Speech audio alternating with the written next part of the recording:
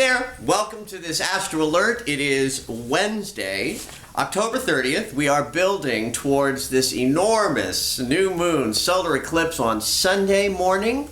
Wow, what a week. I've been getting lots and lots of emails from people who are sharing their experience with me, and I know that there's a lot going on for all of you. The word that always comes to mind for me in moments like this is unfolding. We are unfolding into our magnificent, true, organic, authentic senses of self. And doesn't that sound sort of great, right? Yeah, but boy, unfolding, it hurts. Think about this as an actual image, like origami, all folded up, right, into this beautiful shape. You know, I'm a crane, or I'm a snowflake. I don't know, origami makes snowflakes, but you understand. We've taken this true shape and we have folded it up into something else that we identify as something we value. That's like us. We are these beautiful, energetic, spiritual beings who have been folded up and creased and pressed into these shapes we call the ego mind attachment to my story or my journey or who I think I am. And it's pretty and lovely, and I value it, but I'm missing my true shape, which is open and receptive and easily flowing with life's movement. And a moment like this is designed to get us more in touch with our true, open geometry. And that process can be very disconcerting. We're in it right now. The magnificence of this moment, and you can read into magnificence anything you want because a magnificent moment might be painful, is that no matter what we have to be confronted with in order for this to happen, it's coming up. And I know this from the emails that I've been getting from you all. So I get it. I wish it were easier, but I'm also kind of delighted for the experience that's at hand, because it really is so important for the work that we're all up to on this planet, to raise the vibration and create peace on Earth, because I think that's what we're up to. As you know, ridiculous as that may sound, that's I think what we're up to here. So the eclipse moment on Sunday morning is the shutting off of the beam of light just long enough to have the whole system reboot. Simultaneously, Mercury's in his retrograde, helping us integrate all of the new thoughts and patterns that we're attempting to create and download and slough off all of the thoughts and patterns and habits of the mind that no longer serve us. And because all of this is happening in Scorpio, which is the archetype of death and rebirth, we are actually being given an opportunity to, metaphorically, die to ourselves in order to be reborn as the sort of new, better version of ourselves. And this week is participating, like all of the planetary aspects that are happening this week are participating in this eclipse moment in such a magnificent way that this unfolding process is happening at an accelerated rate. And if you are having some discomfort and pain in this, it's because something magnificent is happening. And this is, I think, the hallmark of my message, is that I implore you to trust this idea, even if it feels abstract at the moment. The idea being that no matter what I think is going on, and no matter what I feel about what is going on, the truth of what is going on is something spectacular is happening to my soul and to my energy, to my experience of myself with a capital S. That is, I am unfolding to the truth of who I am and going through the tunnel in order for that to occur. So yesterday, Tuesday, Mercury and Saturn met up in the sky. Now, Saturn is the teacher, the karmic arbiter of how we are to learn our life's lessons. And Mercury, in his retrograde period, is going to have met up with Saturn 3 times. This is the second of these 3 meetings. So what that gives this week is a sensibility of responsibility to this process. There is no wiggle room here. You are not going to get away with doing the easier, softer version of your own unfolding. And that's what Saturn sort of assured us of yesterday, Tuesday the 29th. Now, today and tomorrow, so Wednesday the 30th and Thursday the 31st, there's a kind of outrageous Mars involvement to this. And this is important for me to share with you, because Mars is about the body, the physical body, and in a more esoteric or metaphoric sense, archetypally, Mars rules how we embody what we know. So if what we're up to here is learning how to better walk our talk, Mars is about the walk. And so if Saturn is involved in this period of time saying, you know what?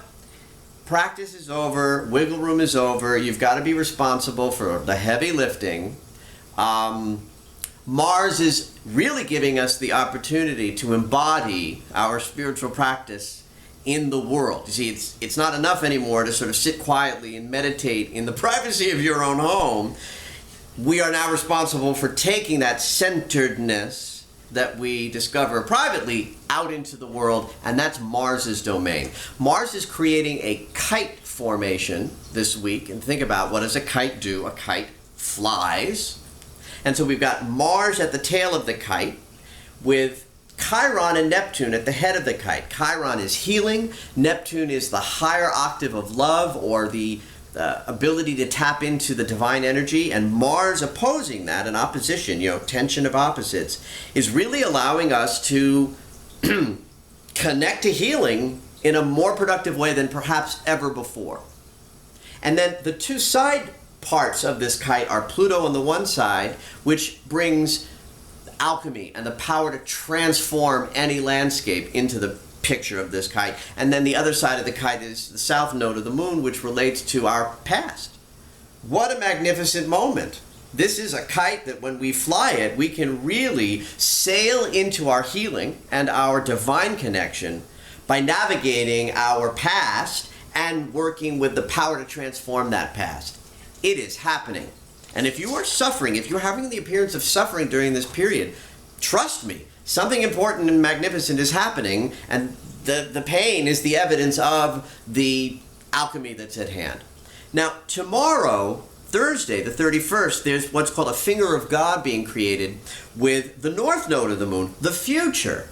Uranus, on the other part of this narrow triangle that's a finger of God, is our ability to transform in an instant. It's the lightning flash. And what's at the tail end of this configuration is, again, Mars. So Mars, our ability to embody that today, Wednesday, is sort of offering us the opportunity to fly into our future and into our healing.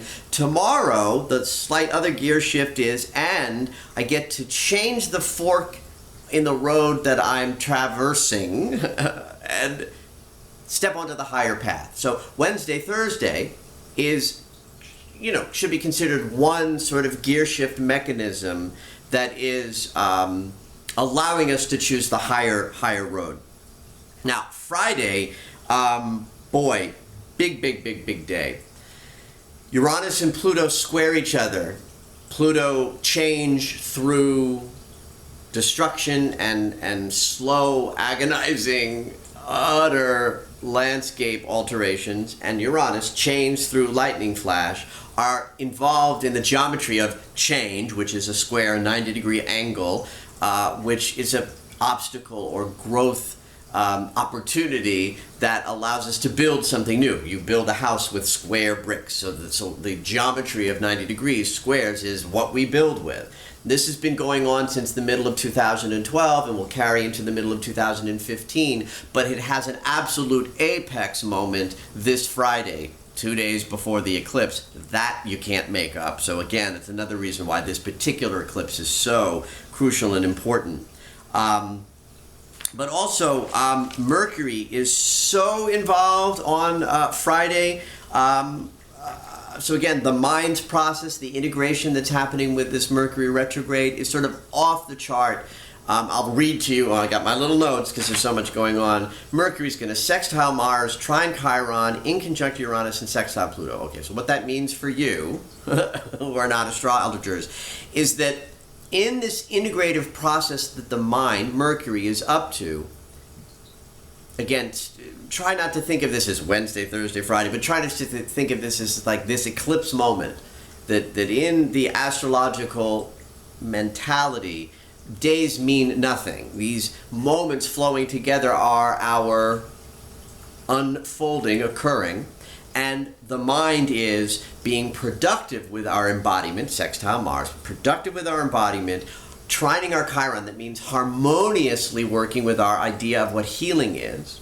In conjuncting Uranus, that means a fork in the road, the ability to make the higher choice in an instant. I like to call anything agitated with Uranus a miracle possibility, because that's what Mercury in conjuncting Uranus can bring.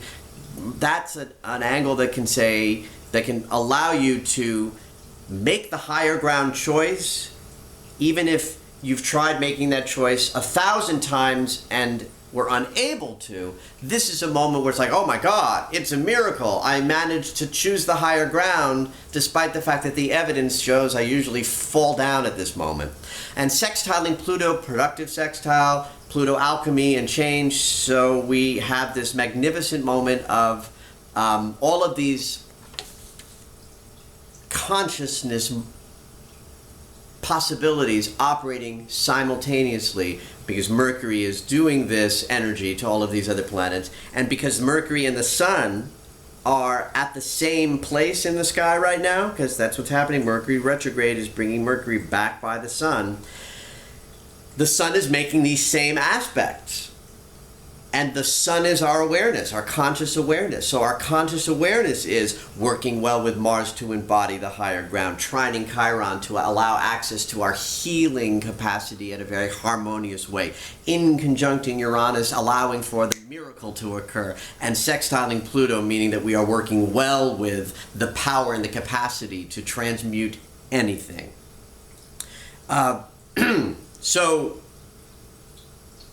I know that not everybody has an experience of hearing all of these details with specificity and clarity. I know that it just sails over the head of a lot of people, and I understand that. And of course I don't have the technology to be visual with you, which would help some of you who would understand all of this if we had some visual aids.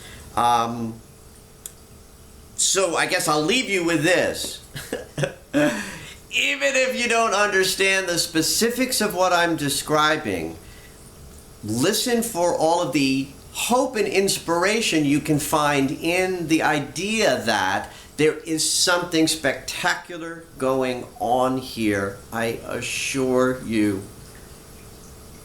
What it is we are being introduced more fully to our higher dimensional selves, the part of us that sails through life without being weighed down by gravity, shame, judgment, and criticism. The part of us that trusts and knows that we are in the right place at the right time every moment, not just when it feels spectacular, but even when it feels challenging. We are waking up to the greater part of who we are, the part of who we are that we find in the dream state, in the synchronicity moments out there when the number 333 keeps showing up everywhere. Those moments that remind us that there's more going on here than our mind is telling us.